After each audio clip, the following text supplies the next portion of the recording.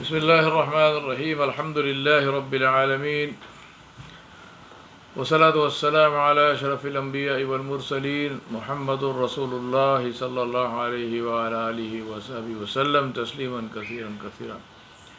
فما بعد, my brothers and sisters, in the issue of tawasaw bil haqq, invitation towards the truth, inviting people towards the truth, which is Islam, the most important thing for us to understand and remember, and that's what I want to remind myself and you about, and that is the invitation is always and always by action. It is not our words, but it is our deeds which convince people. It's not a matter of choice. Saying to somebody, listen to my words, but don't worry about what I do, don't look at my actions, is like shooting yourself in the head. Invitation, whether we like it or not, people will only see actions and they will only be convinced with actions. They will not be convinced by what we say, they will be convinced by what we do. And the example I gave is to ask a question and say, what car does the chairman of Toyota drive? He drives a Lexus. What car does the chairman of General Motors drive? He drives a Cadillac. What car does the chairman of BMW drive? He drives a BMW. What car does the chairman of Mercedes drive? He drives a Mercedes. What car does the chairman of Tata Motors drive? He drives a Mercedes. What am I saying here? I'm saying here is that if I am a car builder and I say to you that my car is the best possible car that you can buy, what is the first thing that you're going to see? You're going to ask me, what car do you drive? Because if I say that I am the maker and I am the salesman, maybe you're not a car maker but a salesman, I'm the salesman of the best car in the world, the first question people ask is, what do you drive? The same thing with anything else. Here I'm saying that we have, because the reality is that actions speak the truth. Words can tell lies, but the body doesn't lie. Actions don't lie. Actions display real belief. What we do shows what we believe. We can claim anything, but our actions, they show what we believe. I can say we must always speak the truth. But people are going to see, do I also speak the truth or not? That is exactly what the world is asking us today. The world is asking us, Zabane hal, in the tongue of the action. The world is saying that if Islam, which you preach, which you tell us about, if Islam is really so good, how come you don't practice it yourself? If Islam is really so good, how is it that you do not practice it yourself? The delta between the word and the deed. The delta between the word and the deed. Credibility falls through the gap between the word and the deed, between the walk and the talk, between the qawl and the fi'l. And that is the problem. Our problem is the delta between the word and the deed. Now, credibility falls through the gap between talk and walk. Now, I mentioned this, Allah subhanahu wa ta'ala mentioned this and said, Ya ayyuhalladhina amanu, lima taquluna ma la taf'alu. Kabura maqtan indallahi ma la taf'alu. Allah subhanahu wa ta'ala said, Ya ayyuhalladhina amanu, O you who believe, why do you say that which you do not do? Why do you say something that you do not practice? Why do you say that which you do not do? And Allah subhanahu wa ta'ala said that the fact that you do this, that you say something and you do something else, is most hateful to Allah. Most hateful to Allah it is that you say that which you do not do. Now imagine, my brothers and sisters, how serious this is. We are not talking here about something which is, in passing and so on. It's not passing. It's a very, very serious problem that we have in our societies, in our world, where we say something and we do something else. And Allah subhanahu wa ta'ala does not like this, and Allah subhanahu wa ta'ala is saying, why do you do this? Why do you say something and you do something else? Because this is what completely destroys credibility. And when you have no credibility, then obviously your ability or our ability to convince anybody is to that extent reduced. Allah subhanahu wa ta'ala sent us to benefit people. And that is the most powerful dawah.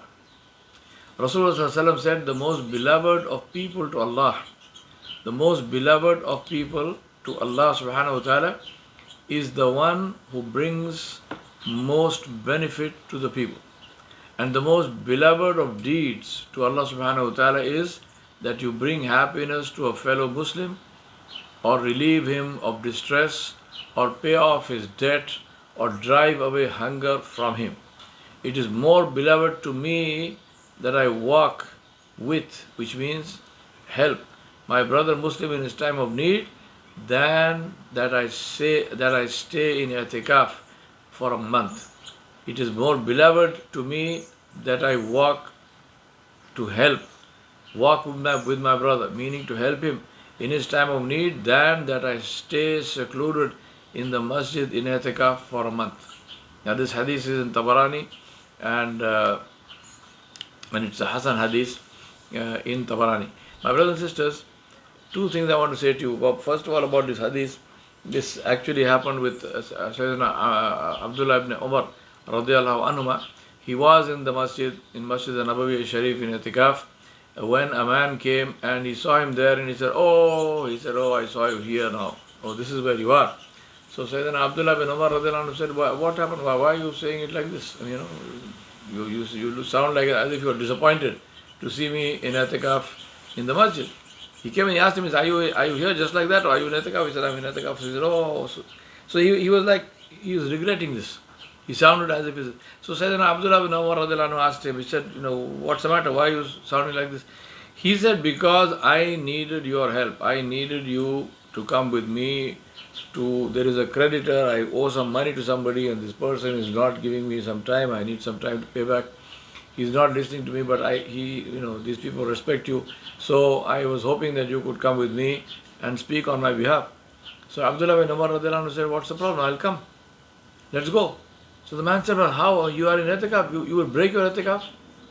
Abdullah bin Umar radiyallahu anhu quoted this hadith, and he said, Rasulullah sallallahu alaihi wasallam said, it is more beloved to me that I walk with my Muslim brother, meaning I help my Muslim brother, than that I stay in i'tikaf for a month.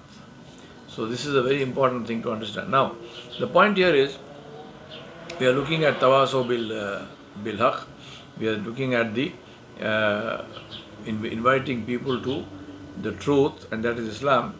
And as I mentioned to you, this hadith begins with what? It begins with Rasulullah sallallahu alaihi wasallam saying, the most beloved of people to Allah is the one who brings the most benefit to the people. Right? Now, take this one sentence from this hadith. Think about this. And all of us have experienced this at some level or the other. You're traveling somewhere, you come to a place, and you find there is no internet. Right? There's no Wi-Fi, there is no way of accessing the internet. How do you feel? Now, you will feel, oh my God, what happened? This is bad, right? Now, if at that point, if I stop you and say, look, tell me something. Is there something, just now, at this moment, is there something you need to get from the internet, or you want to upload to the internet, or is there a message you want to send right now as we stand here, which is so urgent, which must go, and now you are in a panic because you can't send the message? More than likely, you're going to say, no, nothing. I mean, I don't have to do anything just now. I don't have to send a message just now. I'm not expecting a call just now. I don't need to call anybody just now. Then what's the panic? What's the loss? So no, but how can I stay here? There is no internet, there is no connectivity. Why do we feel this way? Because the phone and connectivity is something which is beneficial for us. Now, we can argue about this and we can say, well, is it really beneficial? Is it not beneficial? It takes over your life and blah, blah, whatnot, and all the potential evil of the internet. Leave all that aside. The point is, long and short of it is that it is beneficial for us, and this is the reason there is such a huge penetration of cell phones in the whole world. Now, what am I saying here? I'm saying here that anything which is beneficial, if you lose it, even if it is temporarily lost, you will feel the pinch, you will feel the pain, you will feel the loss, and you will say, what happened? Why did it happen? How can I get it back? Now imagine the situation. Imagine that tomorrow morning the world wakes up and there are no Muslims. There is no sign of Islam. There is no adhan. There is no masjid. There is nothing. There is no sign that Islam ever existed. And there are no Muslims. The world has been wiped of Muslims. How will the non-Muslims feel? How do you think they will feel? Actually, do this as an exercise. Go talk to your non-Muslim friends and ask them. Ask them, what do you think? How will you feel? You know, I asked some friends of mine this question. And they were very uncomfortable, obviously, but they said, no, you know, we love you. You are a very dear friend of mine. We've been friends for so many years, whatnot. And I said, no, I'm not asking about me as an individual. I'm saying tomorrow, if there are no Muslims, if there is no sign of Islam in the world, how would you feel? Almost everyone said, either they remained silent, which is a message, a very clear message in itself, or they said, please, we apologize, but you are asking the question. So you have to be prepared to listen to the answer. The answer is, it will be a good thing. It will be a good thing. Now, how do you expect somebody to come to Islam when they feel that not having Islam is a good thing? A friend of mine told me a couple of years ago in Hyderabad, he said, why don't you write a book on FAQs, frequently asked questions about Islam, questions asked by non-Muslims. So I said, no problem, I think it's a great idea.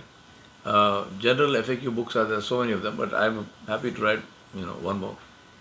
But let's approach it in a different way. Instead of me trying to dream up what might be questions in the minds of non-Muslims, I said, why don't you, since you have a lot of non-Muslim friends, I also have, but it was his idea. So I said, if you have why don't you send out an email or a survey or something to all your non-Muslim friends and say, what would you like to know about Islam? What would you like to know about Islam? He loved the idea. He said, it's an excellent idea. I said, let's do it this way, because then it's the customer is driving, a potential customer is driving the market. So here are a bunch of people that are saying, this is what we want to know about Islam, and this is what we present to them. So, fantastic, right? You're asking a question, you're getting an answer, instead of me dreaming up the question and dreaming up the answer. He said, an excellent idea. Time passed. Week passed, 2 weeks passed, month passed. And I used to see him in masjid every week for Jummah. But I decided I'm not going to ask him. I said, let's let him come back to me. But after a month passed, I had to ask him. So I said, what happened to this idea of yours? He says to me, Yawar Baig, what can I tell you? Nobody responded. He said, I'm asking people, what do you want to know about Islam? They don't want to know about Islam. They're not interested. They do not see Islam as something which has anything to offer them. Right? They don't even want to know about Islam. Now, the point is, we are living in a world today where I don't take this incident as particularly negative or purely negative, but it's also reflective of one of the trends in the world. And my guess is that instead of saying, what do you want to know about Islam, if somebody had said, what do you want to know about Hinduism or Christianity or something, you would have had the same response. It's not as if people would have, long line of people, I want to know about Hinduism or I want to know about Christianity or Sikhism.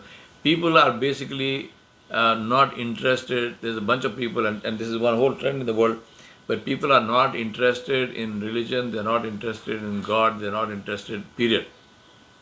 They are purely material driven. They are interested. If you tell them, do you want to know a particular business model or something, they're interested. But religion and so on, they're not interested. Taking it a step further, forget religion. Supposing you said, what do you want to know about? Tell me, is there anything you'd like to know about cancer research going on in the world? Is there anything you want to know about the space program? You would probably get the same response, right? Because the world, unfortunately, this is the kind of society we have today, where really things which are truly valuable, things which are truly, momentous, things which are which are likely to have a massive and major impact on us, the world is not interested. Try it and see. Ask people, what do you want to know about global warming or about climate change? Right? Send out a survey. And let me see how many responses you get. You will get probably zero response. So if somebody says, I'm not interested in Islam, it's not necessarily a negative point on Islam. So at that part, I'm not just internalizing everything and saying that everything is negative. It's not. But at the same time, I'm saying that no matter what the world was, there should be or should have been an interest in Islam. Even if people are not interested in the space program, let them be interested in Islam. So our challenge is, how can you get people to be interested in Islam? Now, why are people interested in the stuff that they see? People who are actually interested in things. Why? Sports, for example, major interest. What is so exciting about seeing a bunch of people kick a ball, back and forth on a field? Or to hit a ball, with a cricket bat or with a golf club? People somehow associate themselves with that, and they like that, and they see the fun of it and so on, and they want to be part of that. So point being that something which excites, something which is interesting, something which is seen as beneficial. So no matter whether the world is interested in religion or not, as far as we are concerned, how is it that we can present Islam in a way which is interesting, which will get people to think, which will get people to be interested in Islam? This is a challenge for us. I think this is something that we need to think about and say, how will we make this happen? And the way to make that happen is through our lives. If we can live our lives in such a way that people can look at us and say, there is something special about you. What is it? I want to learn. There's something special about the way you look. There's something special about the way you behave. There's something special about what you speak. There is something special about, even in a cultural sense, there may be something special about your foods and so on and so forth. The door, the sanctum sanctorum, the innermost and the most important part of Islam is Tawheed. But people can come to Tawheed through various doorways. One of those could be maybe a cultural doorway. It's not necessarily a religious or theological doorway, but it's a more a cultural doorway. It's getting people to be interested. So do give this some thought and say, what is it that we can do? And as I said, the root is, that's why I said, which car do you drive? The root of that is to live a life which is exciting for other people to see.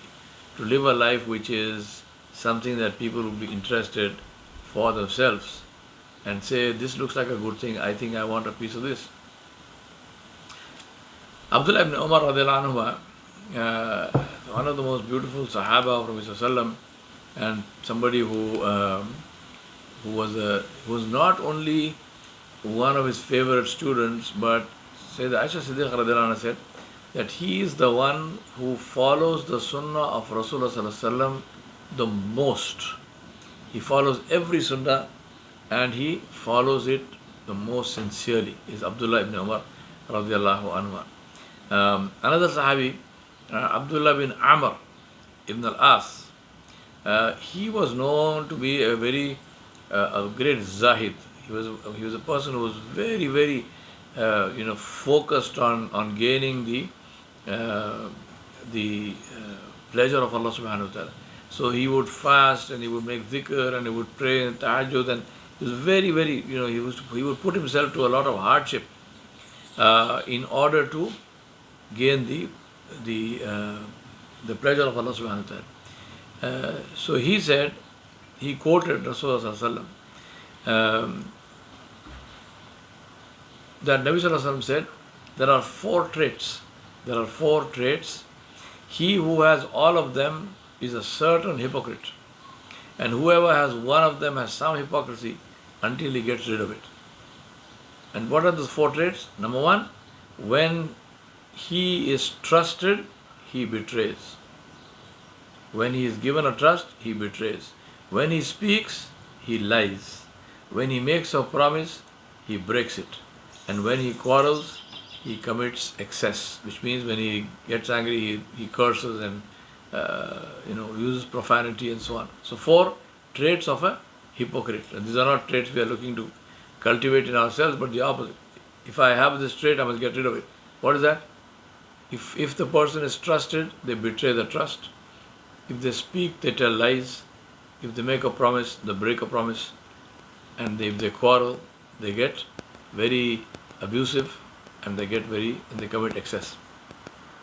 Now, think about this, that if you look at this hadith, take for example, if you say that this person breaks the trust, and you say, well, I do not break a trust, and so on and so forth, which is good.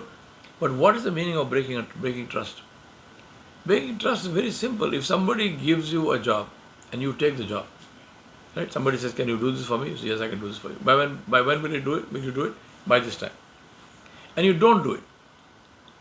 This is breaking of trust. You may have an excuse. You may have some reason, whatnot. Now, if you had a reason and if you went back to the person and said, look, I promised to deliver this by Friday, but this is what has happened, and so I'm going to do that. I will deliver it to you on Sunday. Is that okay? That's a different thing. That's acceptable. But you say, I will deliver this on Friday, come Friday, no sign of you, no sign of the thing. This is breaking of trust. This is a sign of hypocrisy. Nifaq. Nabi sallallahu alaihi wasallam said, when he speaks, he tells lies. In another hadith, Nabi sallallahu alaihi wasallam said, do not tell a lie even as a joke. Exaggerating with something. Whether in goodness or in evil is one form of telling a lie. Making a promise and breaking it. May Allah protect us. This is, making a promise and breaking it is literally today a sign of a Muslim. May Allah protect us from ourselves. How is that? Our commitment to time. We have taken it to a point where now it is acceptable to the point that we make a joke about it. We say, oh, this is Muslim time. This is Arab time. Astaghfirullah al-Azim. Inna lillahi wa inna ilayhi raji'un. Breaking your promise, not coming to breaking a promise, breaking a trust, this is all the same, telling a lie, right? So you say, if you are going to come at a certain time, I'll do this at a certain time, and you don't do. You have a program, you start this program, it begins at 8 o'clock. 8 o'clock comes and goes, nothing happens. We have taken it even to the point of saying, we are going to begin, it's 8 o'clock for 8:30. What is that? Is it 8? Is it 8:30? 8 o'clock for 8:30, meaning we know you are going to be late. So we say 8, but actually we are going to start at 8:30. So just say 8:30. And when he quarrels, he commits excess. Raving and ranting and screaming and profanity and cursing and so on and so forth because you are angry, losing control of yourself. These are, now see here, Rasulullah is talking about behavior, he's talking about treatment, he's talking about how we treat people, how we behave in situations, and also how we behave in situations of some level of stress, some level of hardship, because you get angry, which means somebody did something. But even if somebody did something, do we have the right to behave in a bad manner? And the answer is no. We do not have this right. The second part of Tawasaw bil Haqq is to say what needs to be said at any time. without fearing anyone other than Allah subhanahu wa ta'ala. Now it's a fact that many of us become participants in doubtful or clearly haram activities, even though we don't want to, because we burden ourselves down with the thought of saying, what will people say if I speak out against this? What will people say? My friends will be hurt if I don't participate. People will criticize me and they think I'm radical or extremist if I don't participate, and so on. Now, one of the most important things, I've said this a million times, right? Which is that the importance of eating halal. And what is halal? The point on which all of the madhabs are agreed upon, right? Some madhabs have different views, but one point on which they are all agreed upon is that any meat, bird or animal, which is itself halal, meaning the animal or the bird that you are eating is permitted, it is halal, if it is slaughtered by a Muslim saying Bismillahi Allahu Akbar and the knife goes across the throat, cutting the carotid arteries and the jugular vein, then this animal is zabiha, and therefore this is pure 100% halal, hand slaughtered. Now there are opinions about somebody said slaughtered by without saying Bismillah and so on, and slaughtered by a machine, and Allah knows best, right? And just say some say just say Bismillah and eat. So these are all opinions. I am not going into that. I am not arguing with that. I don't consider any of them to be correct, but that's immaterial. What I consider or what I don't consider is not a dalil for you in deen. But what I am saying to you is that one thing on which everybody is agreed, even the one who says say Bismillah and eat, you ask him, tell me something, leave that aside. But if it is an animal or a bird which is halal by itself, it's permitted to eat that. And if it is slaughtered by a Muslim saying Bismillah Allahu Akbar, hand slaughtered, is it halal? They will say, of course, that's the best halal. So I have always said this, and I have said that if you are going to eat something which is doubtful, then your dua will not be accepted, Allah will not accept your your salah, because Nabi Sallallahu Alaihi Wasallam said this, he said leave that which is doubtful for that which is not doubtful. So if you are not leaving that which is doubtful, you are falling into haram. This is clear from the hadith of Nabi Sallallahu Alaihi Wasallam. Now, I make no bones about this fact. I say this clearly to everybody, including if somebody invites me for a meal, and if there is, especially with chickens, because that is the biggest problem of zabiha is with chicken. But whether it's chicken, whether it's mutton, whether it's beef or whatever, I ask them very clearly. I say, is this chicken hand slaughtered? And if they say, I don't know, I said, please find out. Or I may not even say, please find out. I say, okay, you don't know, no problem, I don't say anything, but I don't touch it. I will not eat it. And I frankly don't care. If somebody is offended or not offended, I don't care, because you invited me. And if I was, for example, allergic to something, I would have no hesitation in asking, is this thing in the food? Is there any almond in the food? Because almonds are something. Is there any shellfish, right? In Malaysian food, for example, they have prawn paste in many things. I say, is there any shellfish? Because if I am allergic to shell, I am not, but I am saying if I were allergic to shellfish, I would ask this question, and I would not feel hesitant about it. I would say, oh, what will people think? Let people think anything, because if I eat something which I am allergic to, I am the one going to hospital. I am the one who is likely to die, not the people. So if I ask you a question, I said, is this allergen in the food? What is there for me to feel bad about? It is my job to ensure that I do not put my life in danger. Now, if I am so careful about putting my life in danger, what about putting my ibadah in danger? What about putting my worship in danger? What about putting my dua in danger? What about putting my iman in danger? Why should I be afraid to ask this question? So this, what will people say? What will friends feel? Somebody will be hurt. Forget all this. Forget all of this. Say what you need to say. Do it politely. Do it nicely. But do it very clearly and firmly. People don't speak clearly to children, to youth.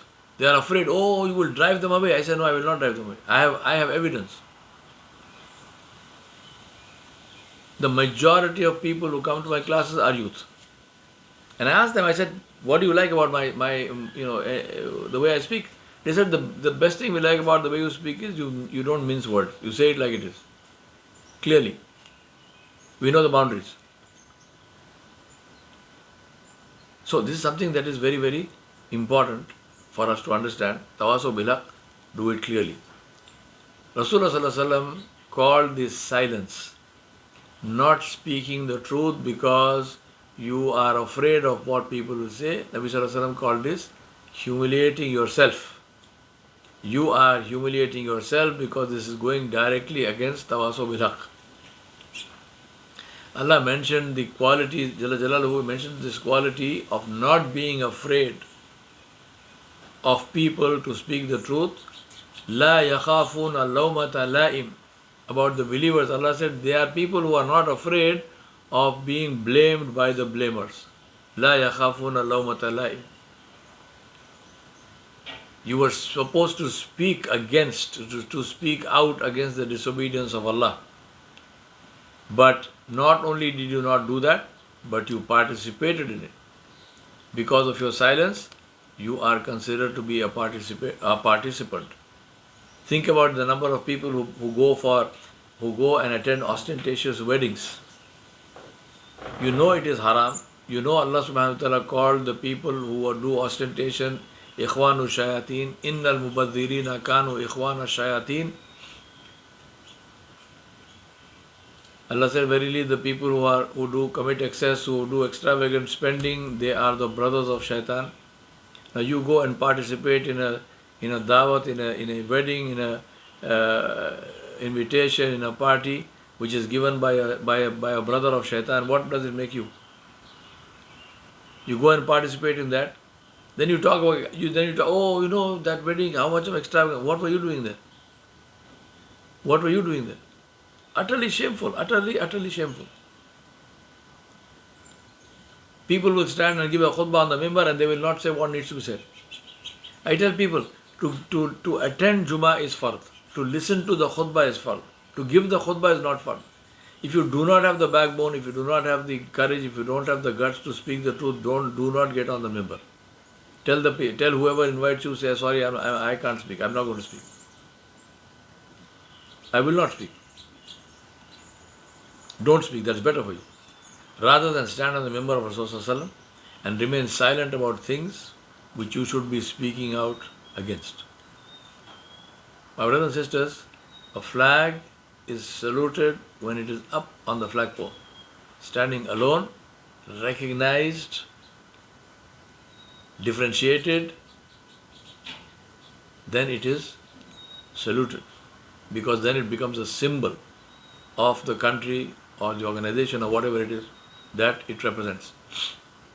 The same flag, if it gets dirty, it's washed and it is hung out on the laundry line along with other towels and whatnot. Nobody salutes it. It's the same cloth with the same pattern on it. It's the same flag. What's changed? The positioning. It's not standing out. It's one of the crowd. It's hanging out on the net, on the clothesline. You will be respected if you stand out. Leaders stand out. Sheep blend in. Decide what you are. If you are a sheep, think about what happens to sheep.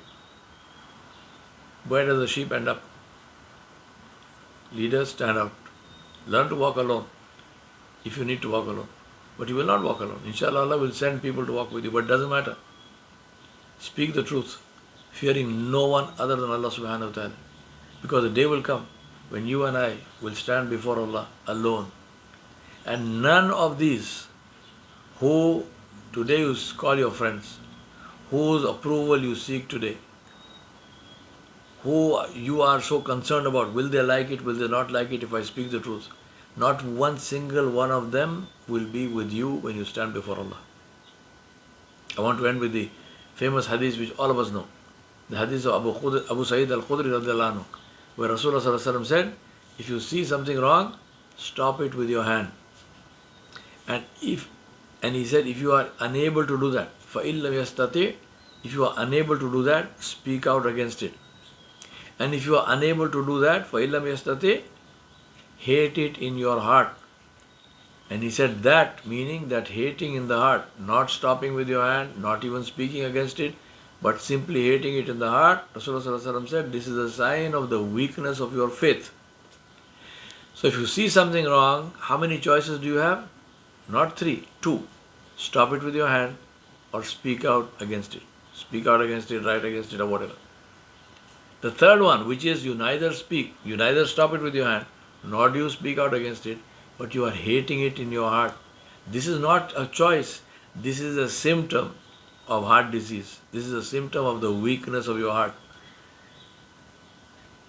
When this is the case, what do you say about somebody who participates in that thing, in that hated thing? There is ghibat going on, there is people are maligning and bad talking somebody, and you are sitting in the same company. People are ostentatiously spending, they are committing haram, and you are participating in that. Right? You criticize the person for the ostentatious wedding, but you are eating the same biryani. It doesn't stop you. Why is this? Are you starving? Are you a beggar? You don't have food in your house? My brothers and sisters, please understand this very clearly. Nobody respects someone who is like in Urdu we were saying thali mein ka baigan. You put a brinjal in a tray and you move it, it rolls whichever way the tray is tilted. Nobody respects people like that. Tawasaw bil haq comes by standing up for the truth. People will follow a flag only when that flag is on the post, and when the flag is on the post, it's alone. So learn that. Let's learn that. Learn to stand alone. Stand for the truth. Stand for Allah. Stand for His Rasul. Nobody else matters.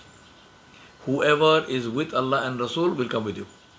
If they are not with Allah and the Rasul, alayhi salam, they don't matter. Let them not come with you. It doesn't matter. We ask Allah subhanahu wa ta'ala Jalla Jalaluhu to help us to do that which pleases Him and to save us from that which does not please Him. Wa sallallahu ala nabiyil kareem wa ala alihi wa sahbihi ajma'in bi rahmatika ya arhamar rahimin.